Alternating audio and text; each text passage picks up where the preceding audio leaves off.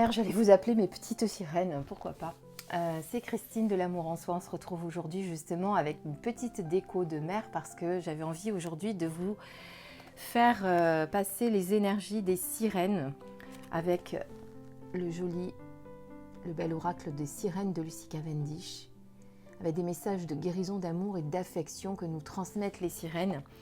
Alors, pourquoi travailler avec les sirènes? Qui sont-elles? Alors, les sirènes, je vais vous dire quel pouvoir de guérison elles ont. Donc, les sirènes nous montrent comment nous aimer nous-mêmes. Pour le dire simplement, c'est parce qu'elles s'aiment sans culpabilité, sans peur et sans hésitation. Elles nous enseignent à célébrer notre sensualité. Elles vénèrent le féminin et glorifient la fertilité, le désir, la beauté et l'instinct. Elles nous demandent de chanter avec elles. Elles nous apprennent à nous brancher sur nos émotions, un trait typiquement féminin, souvent considéré comme une faiblesse. Avec leur aide, on peut ressentir les choses en profondeur sans se laisser brider par le conditionnement négatif de la honte. Et donc au fil de ces pages, vous trouverez des messages des êtres, des océans et des cours d'eau qui vous expliqueront comment vous brancher sur le pouvoir de guérison des émotions et de la psyché et comment étancher la soif d'amour dont souffrent la plupart d'entre nous.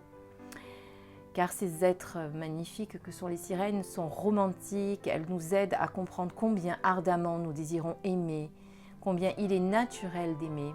Nous pouvons apprendre à exprimer et à éprouver l'amour de manière saine en accord avec la nature, la vérité et la destinée. Donc voilà. Alors c'est vrai que bon, si vous voulez un petit peu connaître l'histoire des sirènes, je vous en dis deux mots vite fait. Apparemment on dit que c'est le très peu irlandais Saint-Patrick, qui était d'ailleurs d'ascendance britannique et romaine et qui haïssait les Irlandais, qui après avoir chassé les serpents d'Irlande a transformé des femmes païennes en sirènes. Il affirmait qu'elles n'avaient pas d'âme et qu'on ne pouvait pas leur faire confiance. Mais les sirènes ne peuvent pas mourir, elles sont l'élément porteur de vie et leur chant nous rappelle qu'on doit boire au chaudron de la vie pour vivre pleinement. Jusqu'à une époque relativement récente, on croyait au peuple de la mer grâce aux écrits de l'italien Christophe Colomb et de l'anglais Henry Hudson. Ces célèbres explorateurs ont méticuleusement consigné leurs observations dans différents journaux.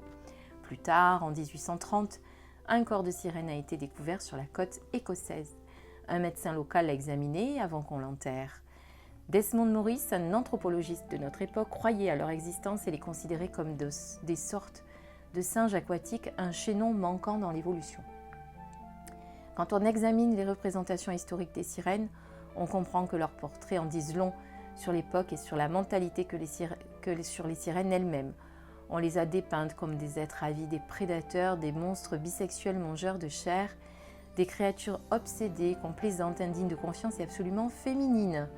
Voilà, donc il faut aller voir des films comme La Sirène mutante et tant d'autres. Mais pourquoi les a-t-on dépeintes de telle sorte? Eh bien parce qu'elles incarnent nos peurs, nos désirs, nos refoulements sexuels. Et de ce fait, elles sont de merveilleux indicateurs de l'état de notre psyché et de notre libido.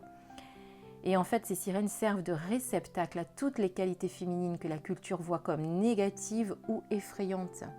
La vanité, la sexualité, le désir et l'indépendance. Même l'odeur et le goût des femmes ont été rapprochés des sirènes. Rapprochés ou reprochés? Rapprochés. Bon. En écrivant sur elle et sur les sorcières, l'Église a pu exprimer sa peur du corps féminin et de ses capacités à concevoir, à mettre au monde, à saigner et à s'aimer, considérée comme profondément suspecte et inquiétante. Et bien là, comme d'habitude, c'est l'Église qui a évidemment su exprimer sa peur en faisant passer les sirènes pour des monstres comme les sorcières d'ailleurs à l'époque. Bon, enfin voilà, on pourrait en parler pendant un moment des sirènes. Mais voilà, elles sont de très belles créatures pour la guérison féminine, guérir de ses émotions, etc. Alors, on va regarder le message maintenant. Alors, je vous ai fait la vidéo un petit peu plus tôt, vous avez remarqué, parce que certaines d'entre vous m'avaient dit que ça vous apportait un petit plus pour votre journée. Donc du coup, voilà, je me suis dit, allez, je la fais plus tôt, je ferai mes petites affaires à moi un petit peu plus tard. Et puis, comme ça, vous avez votre message rapidement. Alors, qu'est-ce que nous dit les sirènes? Eh bien, on est dans le bleu, bleu, bleu. Magnifique. Les sorts liquides. Rejeter la douleur et les fardeaux, légèreté. avec ces magnifiques baleines. Alors, eh bien peut-être que vous vous sentez lourde en ce moment. Enfin, je dis lourde parce que je suis féminine, je suis une femme. Alors, j'ai tendance à dire, à parler au féminin, mais évidemment, vous l'accordez pour vous, les hommes. Hein. Donc, vous vous sentez lourd et lourde en ce moment. Peut-être submergé par des émotions, submergé par des ressentis, voilà. On va dire qu'en ce moment, on oscille entre des jours bien, des jours un peu moins bien. Hein, on le sait, hein, c'est un petit peu les montagnes russes en ce moment. Et donc pour moi, si on reçoit cette carte aujourd'hui, eh bien c'est parce qu'aujourd'hui, c'est un petit peu plus lourd que d'habitude. On se sent un peu moins bien, on se sent un peu plus triste, un peu plus dans l'émotionnel, un petit peu plus dans la tristesse. On a envie de pleurer, on ne sait pas trop pourquoi. Bien voilà, cette carte vous dit... Allez-y, évacuez ce qui vous pèse. Voilà, déposez ici votre fardeau. Regardez comme cette sirène. Alors les sirènes dans l'eau, évidemment, quand on est dans l'eau, on se sent beaucoup plus léger. Hein, on flotte, voilà, on n'a pas de lourdeur.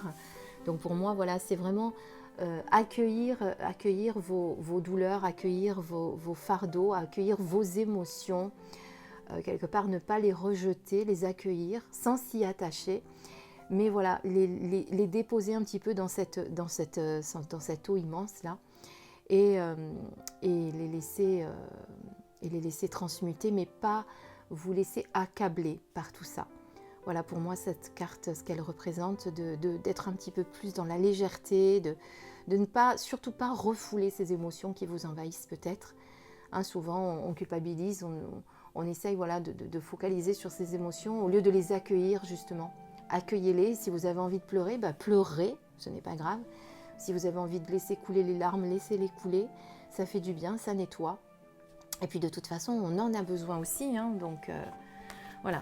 Et si vous voulez, on va lire peut-être le texte que nous dit Lucy Cavendish, parce que je suis généralement de très beaux textes qu'elle nous dit. Alors, les sirènes chantent. Quand, incapable de retourner dans l'eau, l'une de nous gît sur le rivage rejetée là par un sonar ou une autre folie humaine, elle meurt, non seulement de la sécheresse de l'air, mais aussi de son poids. Vous voyez, dans l'eau, nous sommes légères. L'eau nous soutient, nous suspend et nous pesons moins. C'est vrai, on pèse beaucoup moins quand on est dans l'eau, j'ai oublié de vous le dire, ça tient. L'air nous plaque au sol et le poids de notre squelette et de nos organes nous écrase lentement. Quand vous, les hommes, vous vivez trop longtemps dans l'air, sans la légèreté et le soutien de l'eau, vous êtes également écrasés, abattus, au point de ne plus pouvoir respirer. Et c'est aussi en termes d'intellect que vous résidez dans le monde de l'air. La pensée vous domine et vous négligez les sensations qui nourrissent, soutiennent et relèvent. Dans le royaume des émotions, vous pouvez faire ce que votre tête vous interdit. Prendre votre essor, créer votre histoire, ressentir la profondeur et les merveilleuses possibilités de votre vie. Le monde de l'air écrase la vie et anéantit les rêves de l'eau. Ne laissez pas cela vous arriver. Et qu'est-ce qu'on peut vous dire ?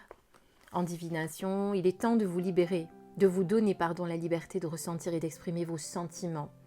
Cela soulagera un peu la sensation de pression dans votre corps, votre malaise quand vous bougez, votre manque de souplesse, votre maladresse parfois. Cette reprise de contact avec vos émotions vous fera du bien.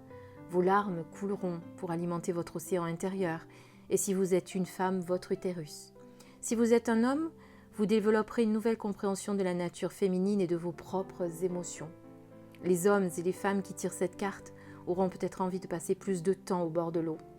Le poids de votre corps sur la terre s'évanouira et vous vous libérerez de vos soucis, de votre tristesse et de l'impression d'être submergé par la vie.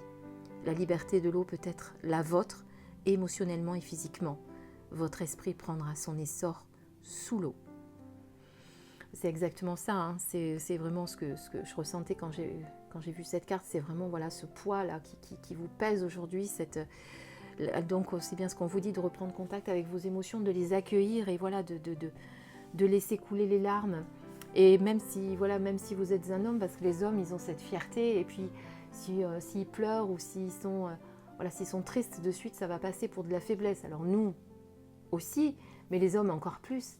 Mais nous, si vous avez remarqué, on a plus de facilité hein, à pleurer. C'est quelque chose chez nous, les femmes, qui est plus facile. Dès qu'on s'énerve, dès qu'on a une montée de pression, de colère, bizarrement, ça nous fait pleurer. Voilà. Alors qu'un homme, lui, il est beaucoup plus dans la réserve